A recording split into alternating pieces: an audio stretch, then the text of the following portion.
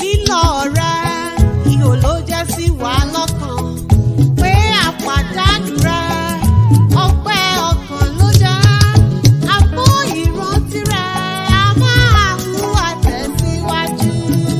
lílọ rẹ ihò ló jẹ́ sí wa lọ́kàn pé àpàdánù rẹ ọpẹ́ ọkàn ló jẹ́ àpò ìrántí rẹ a máa mú wa tẹ̀síwájú.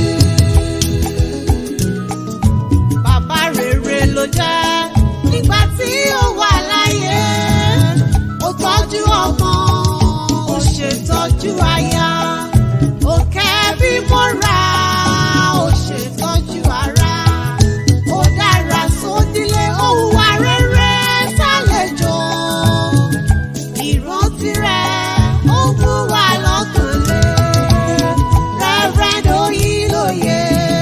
Lílọ rẹ̀ ihò ló já sí wa lọ́kàn pé àpàdánù rẹ̀ ọpẹ́ ọkàn ló jẹ́ àmọ́ ìrántí rẹ̀ a máa mú wa tẹ̀síwájú. Máa sùn olùfẹ́ ṣàpá síbí o. Àwa fẹ́ ọ ṣùgbọ́n Jésù fẹ́ ọ jù wá lọ. Oríláyà olùgbàlà rẹ̀ ó dòwúrọ̀ o. Àwa fẹ́ ọ ṣùgbọ́n Jésù fẹ́ ọ jù wá lọ. Àwọn ọmọ rẹ̀ ó ṣe léde lẹ́yìn rẹ̀ bàbá rere. Àwa fẹ́ ọ ṣùgbọ́n Jésù fẹ́ ọ jù wá lọ. Aya rẹ̀ ní òdì gbére ẹbí nítẹ̀. Àwa fẹ́ ọ ṣùgbọ́n Jésù fẹ́ ọ jù wá lọ. Ojú ayé rẹ̀ dára ẹ̀yìn rẹ̀ ó máa ní ìbàjẹ́ o. Àwa fẹ́ ọ ṣùgbọ́n Jésù fẹ́ ọ jù wá lọ. Ẹni bá máa gbé kó bá ní dárò aró o. Ẹni màlúkò kó bá ní dárò òtù. Ẹni mọ̀ lékeleke kó bá ní ṣèdárò ẹfun. Ẹni bá mọ̀ yìí ẹni re kó bá ní ṣèdárò Reverend Ebenezer Bádéjì Oyinlóye tó ṣe bẹ́ẹ̀ tí ó gbélé ayé mọ́. Òní ogúnjọ́ oṣù kìíní ọdún 2026 ló pé ọdún 5 géré tó o ti káyé gbódì bó ṣe. Ẹni ọ̀wọ̀ ìkẹ́ àti ìgẹ̀rẹ́ nígbà tó wà láyé kò ṣe é gbàgbé rárá rárá. Àwọn ọmọ rẹ ní áńgẹ́lì ní ọ́láwọ̀ ènìyàn. Ọ̀run ìbání tẹlifóònù òrèkóòrè làbámọ̀ pé ọ lórí aago.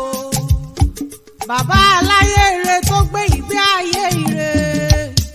Reverend Ebenezer Oyinlóye ibi ó bá wà ilẹ̀ rẹ ni. Ìrántí rẹ̀ ò mọ̀ nípa rẹ̀ rárá rárá. Ò bá gbórí sókè ní òyìnlẹ̀ ká ọmọ gbọ́ o. Bàbá Adámilọ́lá Adéìfẹ́. Bàbá Ọmọlọ́lá Olútọ́lá. Bàbá Tèmilọ́lá Olúwàjùsì.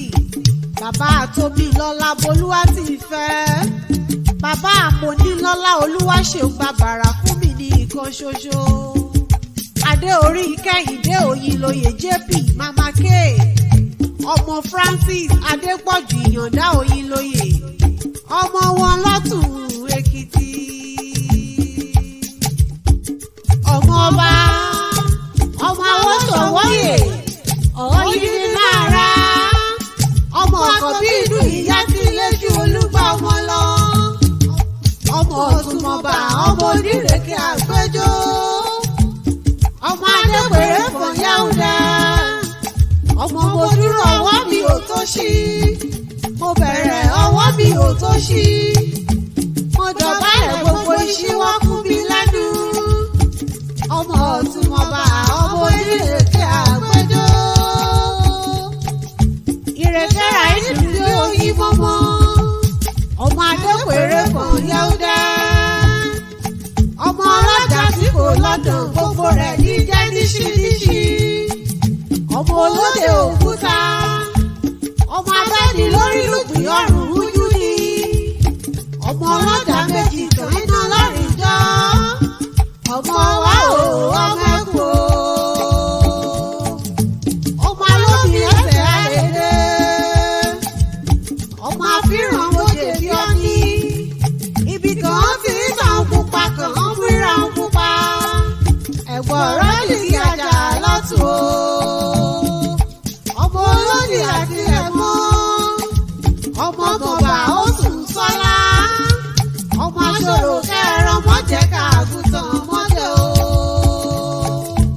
kí mo bá dọ̀yà sákàwù lè yẹra ní Ikosu-Ekiti ọmọ oyè Fẹ́mi Àbẹ̀bí ọmọ olódò ọmọ abẹni mẹ́mú ọmọ anímọ̀ ọ̀mú ṣàhùn ọmọ anímọ̀ ọ̀mú tọrẹ ẹ̀mẹ́dẹ̀ẹ̀kan oṣù kò níyàn mẹ́fà ọmọ agogo ìdá èrè nìyàn ọmọ lálẹ́dẹ́ òyàn kẹjà ọmọ agbẹ̀dẹ̀ pẹ́dẹ̀ èbì rẹ̀ ọmọ abúlé àkábàrì ọmọ akókó bọ́ ní kẹ́sí ọmọ eléré méjì yáporógó ọ̀kan mérí kéde ọ̀kan mi kòkó wálẹ̀ ọmọ nílẹ̀ yíyọ́ bí ilá ọmọ bàdà ń sákì o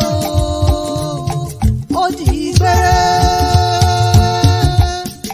ọjà rẹ kẹ́hìndé oyin lóye jébì mámákè èjì rẹ ará ìṣòkùn ẹdúnjọbí ọmọ ẹdúnkè ìṣirẹ orí igi ọ̀kan ṣoṣo ní mo bèrè èjì ní ọlẹ́tọ̀ bíá òun àti ọmọ rẹ ọyìn títí ayé náà ní aṣòrán sí rẹ o abáyírẹ abáyíyẹ